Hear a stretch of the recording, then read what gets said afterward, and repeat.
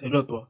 Dans cette nouvelle vidéo, je vais te montrer comment importer un projet depuis ton logiciel de modélisation, que ce soit SketchUp, Archicad, Revit pour 3ds Max et ensuite faire le rendu sur Corona Render. Dans cette première partie, je vais te présenter comment est-ce que j'importe une scène depuis Archicad et je prépare le rendu dans 3ds Max et Corona Render. C'est parti.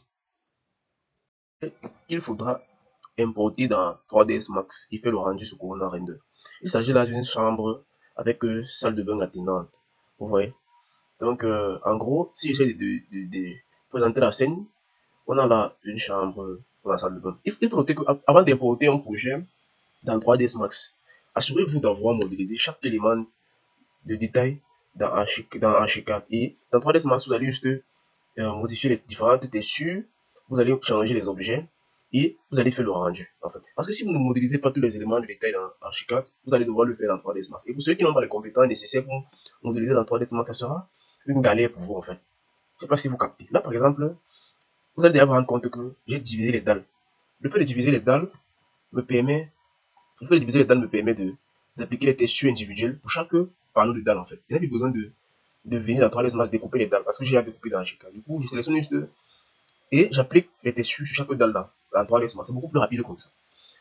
Donc là, s'il vient en vue 3D, je supprime ça, par exemple, vous allez vous rendre compte que tous les, vous voyez que le dallage a été subdivisé en fait, pour me faciliter la tâche. Donc il vous assure également que les portes sont bien représentées et qu'il y a les manches sur les portes. Et également, vous vous assurez que les dimensions sont bien respectées en fait.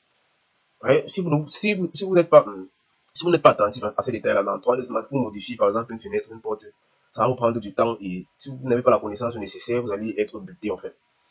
Donc là, je vais chercher à importer ma scène maintenant je vais chercher à importer ma scène dans 3ds Max. Donc je vous présente d'abord le toit qui est là. Voilà. Pour importer, c'est simple. Moi, j'aime importer avec SketchUp. Donc je vais venir ici sur fichier, enregistrer sous. Je vais exporter dans 3ds Max avec l'extension SketchUp qui est là. Donc je vais entrer le nom. Et il faut vous assurer que si vous n'êtes pas en 3D ici, si vous êtes par exemple en 2D et vous souhaitez exporter dans SketchUp, vous allez venir ici sur fichier, enregistrer sous, vous n'allez pas trouver SketchUp. Parce qu'on ne peut pas exporter un fichier 2D dans SketchUp. Donc l'idée c'est de vous rassurer d'être sur la fenêtre 3D et venir ici sur enregistrer sous. Et vous allez voir SketchUp va apparaître. Donc maintenant vous allez entrer le nom. Je vais entrer le nom chambre tuto. Tuto. Voilà. Il va choisir un emplacement et il va enregistrer. Voilà. Ok. Voilà. Après avoir enregistré, il va fermer cette fenêtre.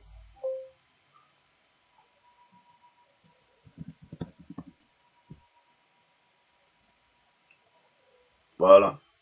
Après l'enregistrement, ce qu'on va faire maintenant, on va chercher à importer le projet qu'on a enregistré dans notre scène Archicad. Donc pour ce faire, c'est relativement simple. On va venir dans le dossier dans lequel on a enregistré téléchargement, qui est ce dossier-ci, et on va glisser dans 3ds Max. Donc là, je vais glisser chambre tuto dans 3ds Max. Moi, j'aime pas masquer ma barre de tâches. Je vais travailler, c'est pas évident.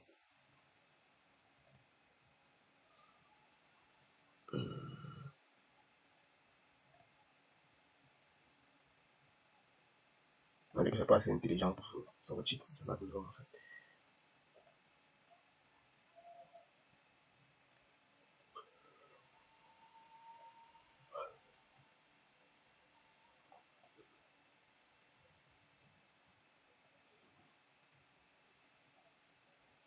Donc voilà.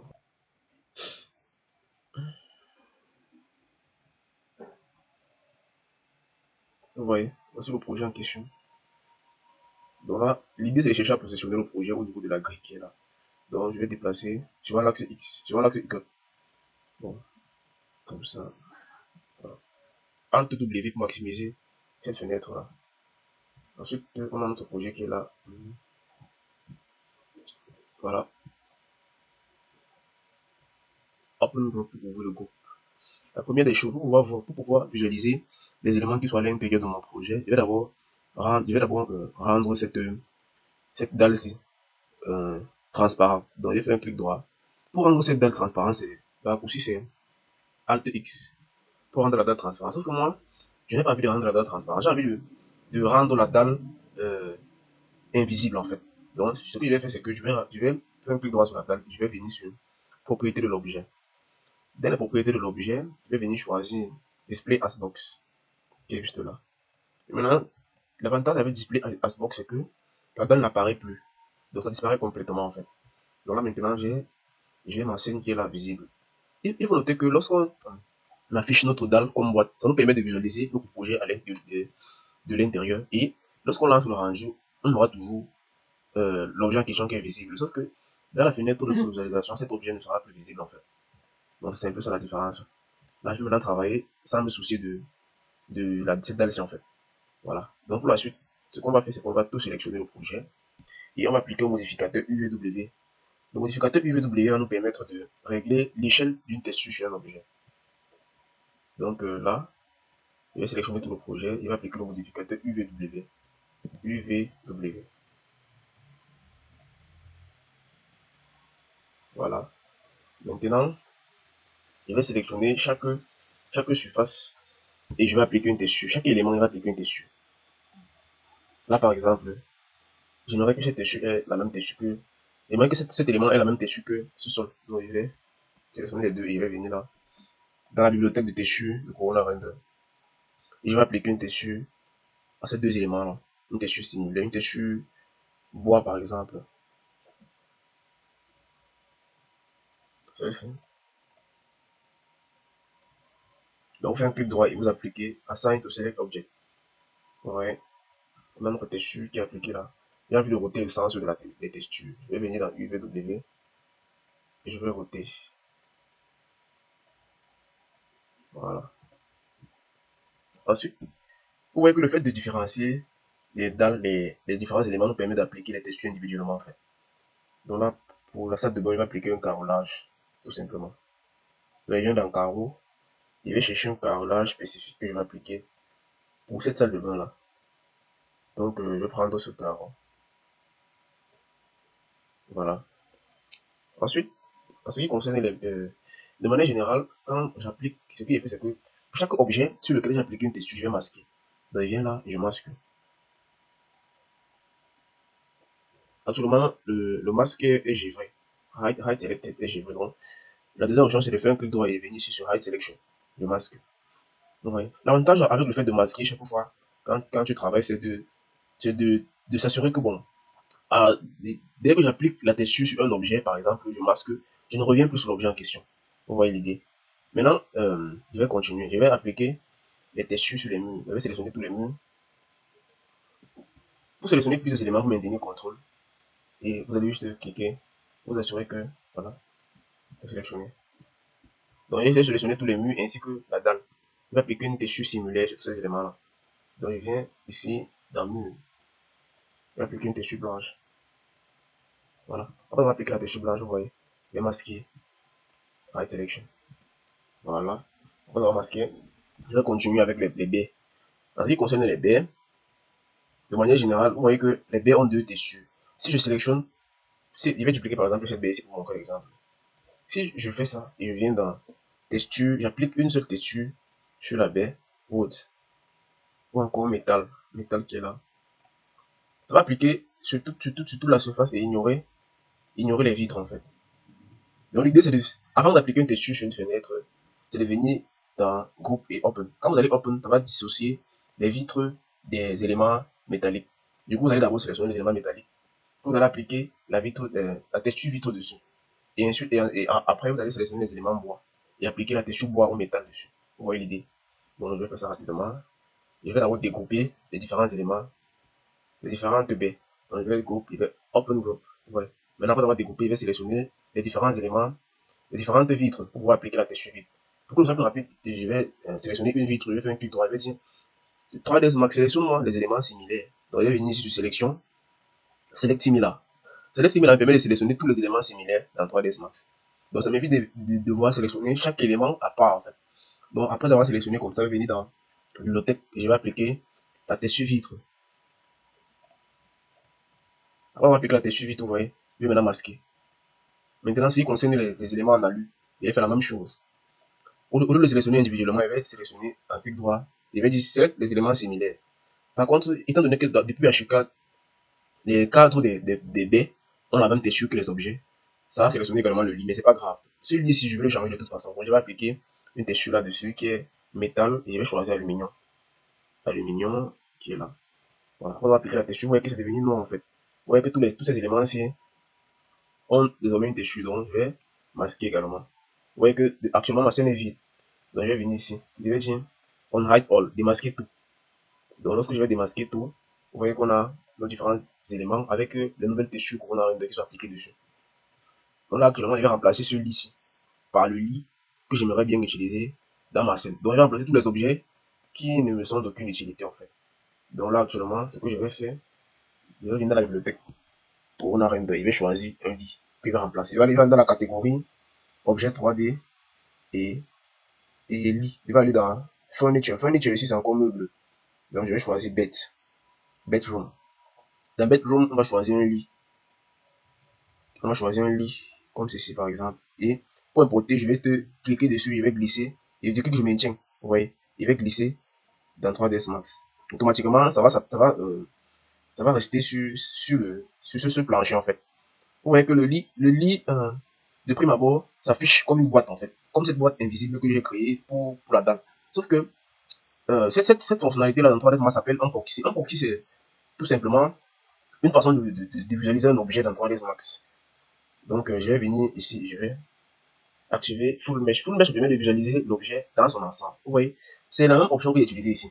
Ici, là, par exemple, l'objet existe toujours, mais ça s'affiche de façon invisible, vous voyez. Et c'est la même chose dans 3ds Max. Parfois, quand vous importez un objet de la bibliothèque virée, vous allez vous rendre compte que l'objet apparaît de manière totalement invisible.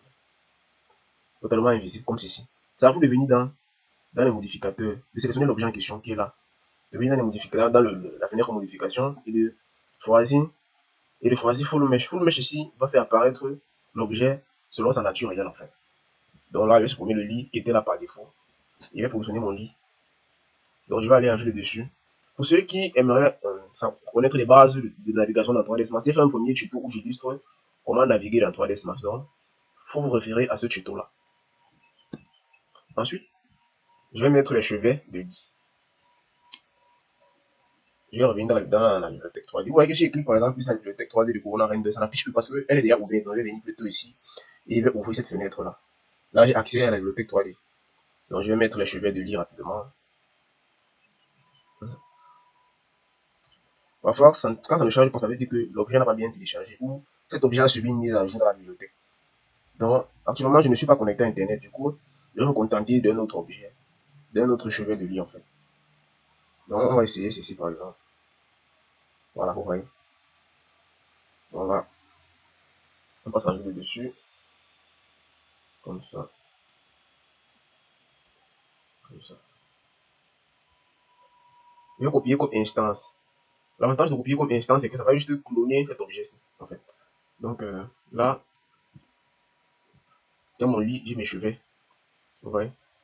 Maintenant, après avoir positionné les différents éléments, euh, la prochaine étape va consister à mettre le rideau. Le problème avec les rideaux dans 3ds Max, c'est qu'en fait, dans Corona Render, c'est qu'en fait, le rideau demande un temps de calcul énorme parce que lorsqu'on met le rideau sur une fenêtre dans Corona Render et que la lumière passe à travers ce rideau, la lumière filtre les rayons, le rideau filtre les rayons de soleil du rideau. Ce qui fait que ça demande un temps de calcul énorme. Du coup, je ne vous recommande pas de mettre les rideaux dans votre scène Corona Render.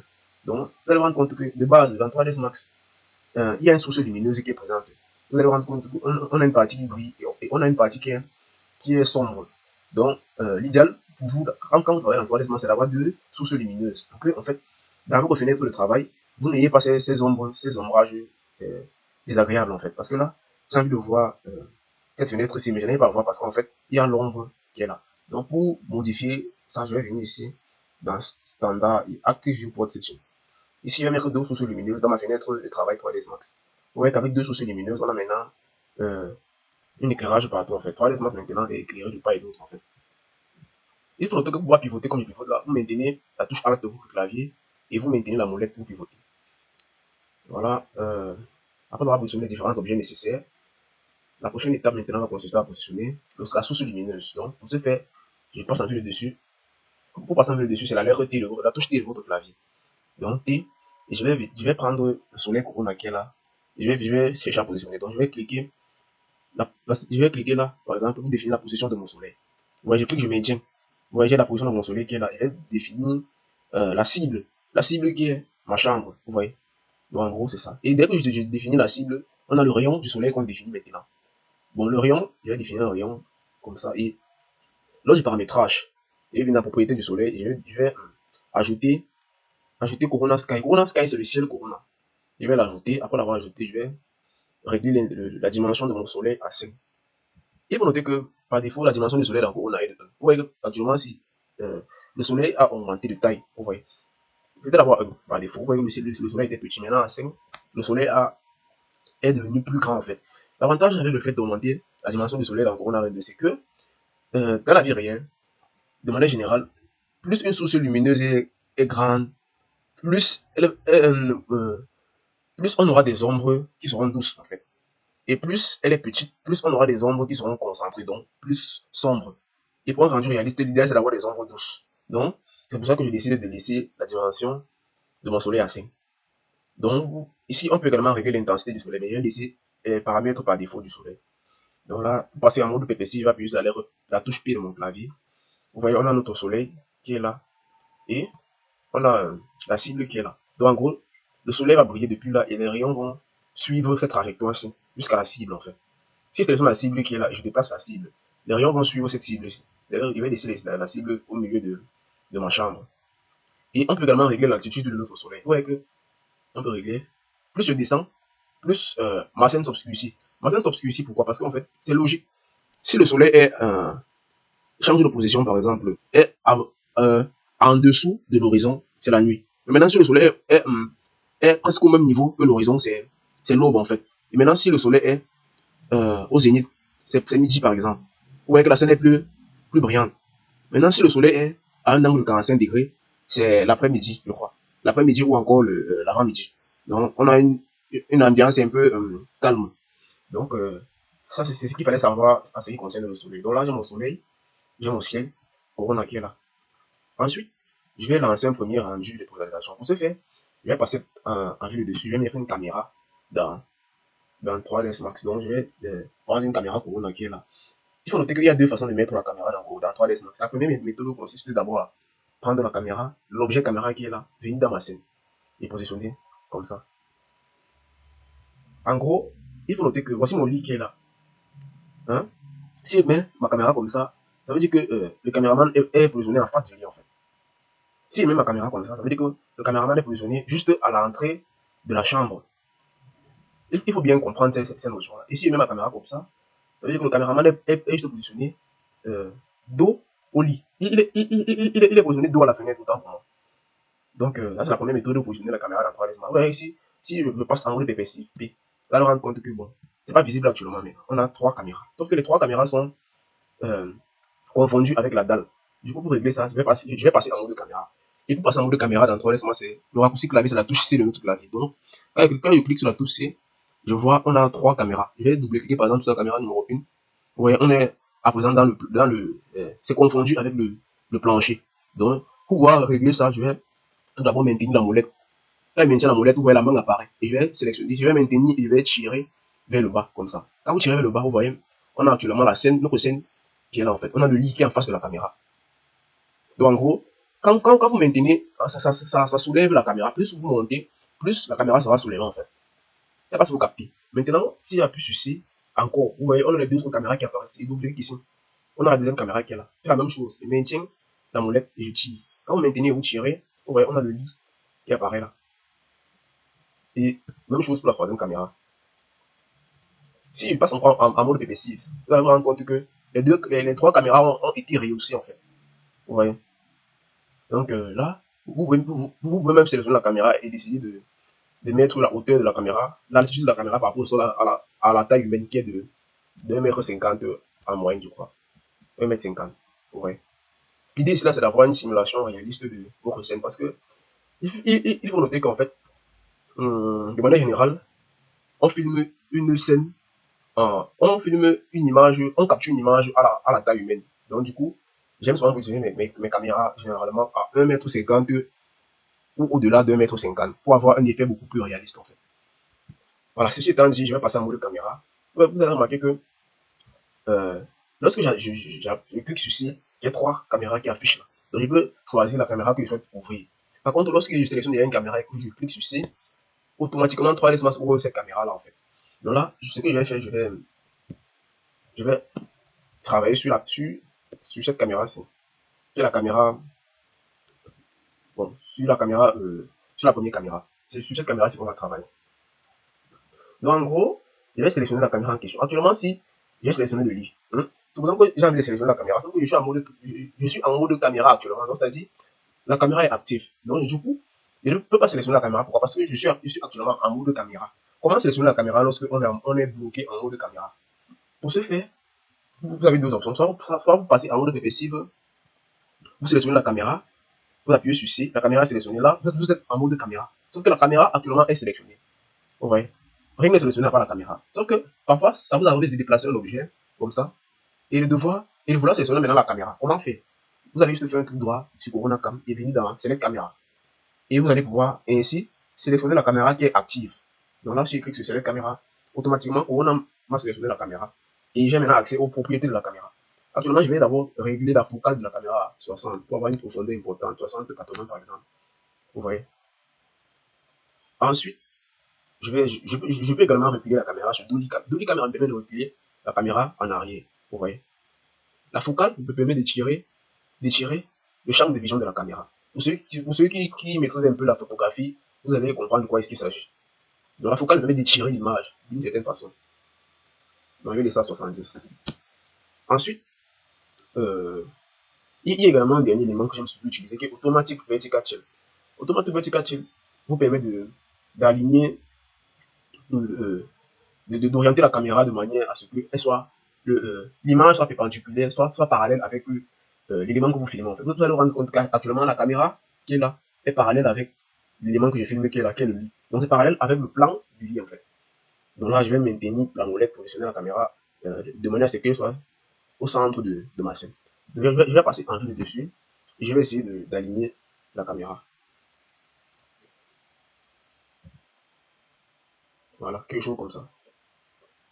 Donc en gros, ça c'était pour l'alignement. Et si je clique sur Shift F, on va rendre compte que Shift F en réalité affiche deux bandes sombres. En réalité, c'est cette fenêtre qui s'affiche là, c'est la fenêtre qui est visible lorsqu'on lance un rendu. Donc ça c'est la fenêtre de rendu ici.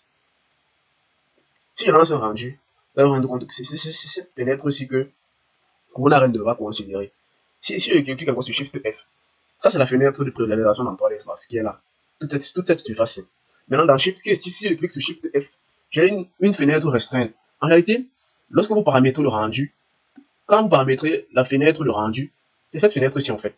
Donc en gros, dans la fenêtre de modélisation, on a la possibilité de prévisualiser la fenêtre de rendu depuis 3ds Max. Donc là, je vais venir dans les propriétés de rendu et je peux changer en fait cette fenêtre-ci, qui est la fenêtre de rendu.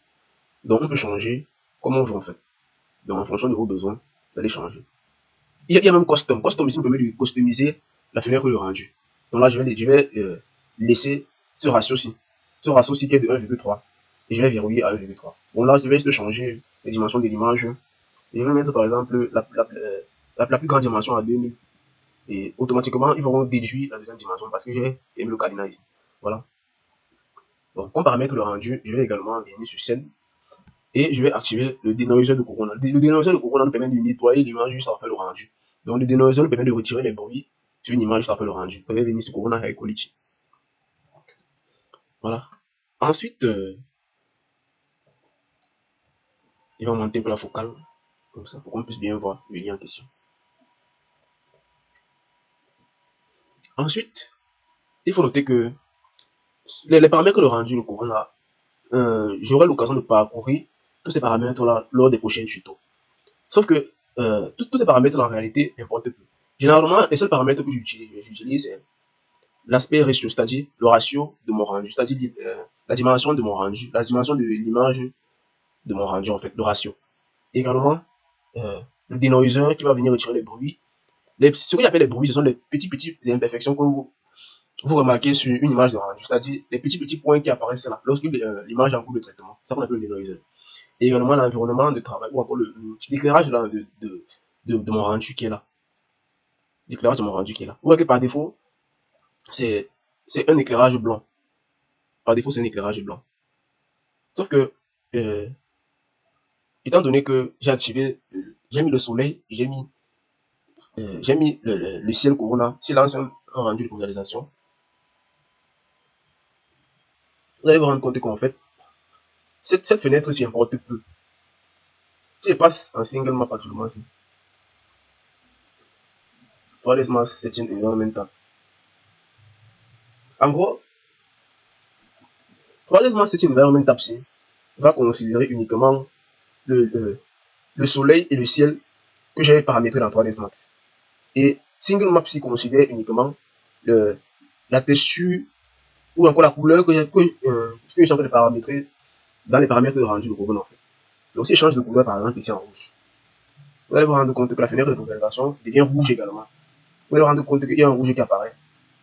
Si vous portez bien attention à ça.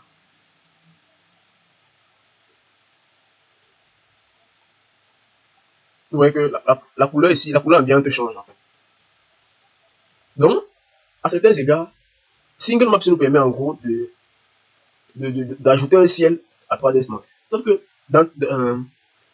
Sauf que par défaut, j'avais déjà ajouté un ciel à notre soleil. Du coup, c'est ce ciel-là qui est vu actuellement ici par 3ds Max en fait. Vous voyez le ciel, c'est le ciel qui brille actuellement dans 3ds Max. Et il faut noter qu'on a également la possibilité d'ajouter une image HDR ici, mais pour le moment, je ne vais pas l'utiliser. Donc là, on en a par défaut notre scène qui commence à ressembler à quelque chose en fait. Donc là, je vais venir je vais fermer cette fenêtre. De manière générale, ce sont les seuls paramètres que je règle dans 3ds Max en fait. Donc là, je vais fermer cette fenêtre. Si vous voyez, là, je vais maintenant chercher à régler les intensités de lumière dans ma scène. Je vais chercher à régler les intensités de lumière dans ma scène. Vous voyez que le ciel est trop brillant. Comment régler les intensités de lumière? Vous voyez que si je passe en mode rétréci par exemple, et que je décide de sélectionner le soleil qui est là, et de venir dans les propriétés, j'ai la possibilité de régler l'intensité du soleil ici. Donc je peux bien décider de diminuer l'intensité du soleil. Sauf que je ne vais pas le régler ici. Heureusement pour nous, on a un outil qui est assez puissant qui s'appelle Lightmix, qui est juste là. Lightmix dans Corona Render nous permet de modifier la propriété de lumière dans Corona Render en temps réel, c'est-à-dire avant le rendu, pendant le rendu et après le rendu. Vous voyez, lorsque vous activez Lightmix, par exemple, si je lance encore une polarisation de rendu qui est là, vous voyez qu'en termes de ratio, on a affiché une image ayant les mêmes dimensions que cette fenêtre-ci en fait. Vous voyez que dans un premier temps, on a la fenêtre de modélisation qui est cette large fenêtre-ci. Et dans un deuxième temps, on a la fenêtre de rendu qui est celle-ci en fait, qui est là. Maintenant, en ce qui concerne le Light Mix, étant donné que je viens d'activer le Light Mix, si je viens maintenant dans les propriétés de Light Mix ici, dans ma fenêtre de rendu, vous allez vous rendre compte que Corona Render a répertorié toutes les sources lumineuses disponibles dans ma scène en fait. Donc peu importe les lumières qui seront dans ma scène, Corona Render va les répertorier. Ce qui fait que je peux maintenant décider de modifier les paramètres d'éclairage dans ma scène pendant le rendu et après le rendu. Du coup, s'il vient là par exemple sur Environment, Skylight Environment, il s'agit ici de l'éclairage du ciel. Si je clique ici, vous allez rendre compte que l'éclairage du ciel a disparu. Et si je clique encore, l'éclairage du ciel vient d'apparaître en fait. Donc là, si je désactive ici, le soleil a disparu. J'active ici, le ciel a réapparu. Le soleil a réapparu. Donc là, je vais laisser à 0.1. Vous voyez qu'on a une lumière du soleil qui est beaucoup plus tamisée, beaucoup plus réaliste en fait. Elle est beaucoup plus soft. Ensuite, reste si généralement c'est pour les lumières qui ne sont pas qui n'ont pas été ajoutées au Light Mix. Bref, je vais vous expliquer ça le mieux dans les tutos à venir en fait. Donc ça c'était pour le Light Mix. Il faut noter que je peux ajouter également l'intensité du ciel comme je peux diminuer. Donc je vais laisser ça comme cela. Donc en gros, c'est comme ça qu'on traite un rendu dans Corona Render. De manière générale, c'est comme ça qu'on travaille. Vous voyez que c'est déjà assez réaliste même comme ça. Pourtant, je n'ai pas paramétré grand chose en réalité. Juste 2-3 paramètres. Donc là, je vais lancer le rendu. Pour lancer le rendu, vous cliquez juste là. Et vous patientez le temps que l'image soit à votre goût. Et lorsque le rendu va atteindre une certaine qualité, vous allez juste arrêter le rendu. Et puis bon, c'était bon. Donc là, je vais patienter le temps que le rendu se génère. Et juste après le rendu, on va apprécier les résultats ensemble. Donc on a le rendu qui est en train d'être généré en fait. Vous voyez que c'est déjà réaliste même comme ça.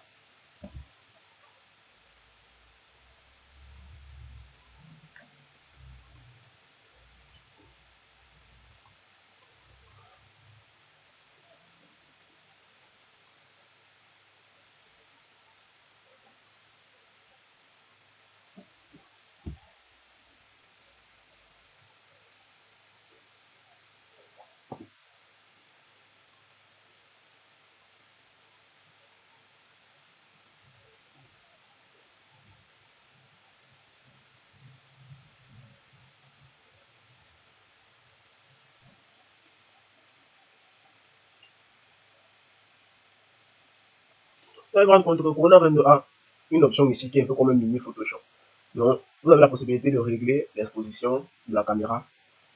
Vous avez la possibilité de régler le contraste, white balance, et ainsi de suite. Bref, c'est un peu comme Photoshop. Pour celui qui aurait eu à utiliser Photoshop, en fait. Donc, Corona Render a un onglet qui est un peu comme Photoshop, en fait. Donc là, on a également le Bloom anglais. Bloom anglais, c'est ce qu'on appelle. Vous voyez souvent quand une lumière brille, il y a une nuance ou encore une lueur sur la lumière. C'est ça qu'on appelle le Bloom anglais. Cette lueur-là. Donc, je vais l'activer. Et vous allez voir la même lueur sur les draps du lit. La lueur du soleil sur les draps du lit, en fait.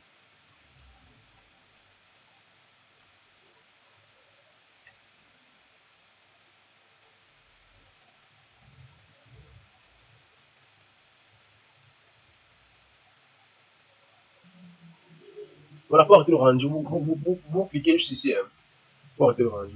Donc, lorsque vous arrêtez le rendu, vous allez vous rendre compte qu'en fait, qu'on est en train de calculer le denoising actuellement. Le denoising, c'est-à-dire, vous voyez les petits points qui sont sur l'image ici, les particules de lumière qui n'ont pas pu être calculées à temps. Donc, il va essayer de lisser ça, en fait, de lisser toutes ces particules-là. Pour pouvoir obtenir une image beaucoup plus nette. Donc là, le denoising est presque terminé. Le denoising est terminé. Donc là, on a maintenant notre image de rendu final. Bon, avec le peu de temps que le sur-rendu a pris, moi je pense que ça va, c'est pas ça. Ouais. Donc là, c'est comme ça qu'on peut obtenir un premier rendu là. Donc on a une. Donc si vous avez aimé cette vidéo, n'hésitez pas à liker, à partager, à vous abonner. C'est ça qui me donne la force de pouvoir continuer à vous produire des tutoriels de façon constante en fait. Donc voilà. Donc c'était tout pour cet épisode. On aura d'autres vidéos où on va entrer dans beaucoup plus de choses, où on va essayer de faire des rendus d'extérieur, de faire des rendus d'intérieur, de faire des rendus beaucoup plus compliqués en fait.